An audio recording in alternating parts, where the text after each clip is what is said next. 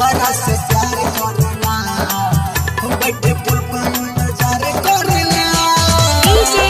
अमित तिवारी जे निसार recording studio वाही चौक मुजफ्फरपुर तोहरा से प्यार करला मोरल पीछा सखी सोहनी जी के बेटा मोरल पीछा सखी साहू जी के बेटा कहे तोहरा से प्यार करिला हम बैठे पुल पर इंतजार करिला हम कहे तोहरा से प्यार करिला हम बैठे पुल पर इंतजार करिला धीरे बोला के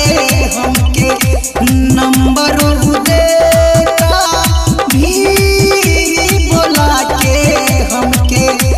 नंबर देता कहे तोहरा से प्यार करिला बैठे पुल पर इंतजार करिला कहे तोहरा से प्यार करिला बैठे पुल पर इंतजार करिला डीजे अमित तिवारी जे तोहरा से प्यार करिला बैठे पुल पर इंतजार करिला मिक्स बाय सुजीत मासूम कहे तोहरा से प्यार करिला बैठे पुल पर इंतजार करिला का हम बताई सखी नौ डेराला रहेला ओही फेरा में लागत डर हमरा जान जाई सभे हो जाई हाला सब डेरा में हो जाई हाला सब डेरा में का हम बताई सखी नौ डेराला रहेला ओही फेरा में डर लागे हमारा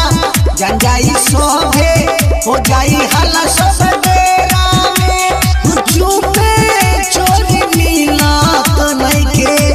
हमके बोला के चुपे चोरी मिला तो नहीं के हमके बोला के कहे तोहरा से प्यार करिला हम बैठे पुल पर इंतजार करिला हम कहे तोहरा से प्यार करिला हम बैठे पुल पर इंतजार करिला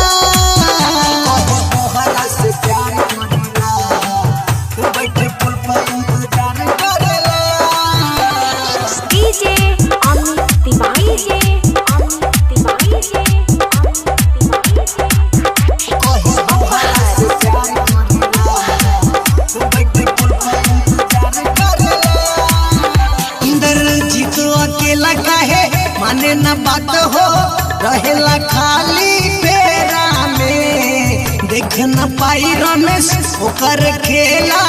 मिल जाइबो हमारा में मिल जाइबो हमारा में इंद्रजीत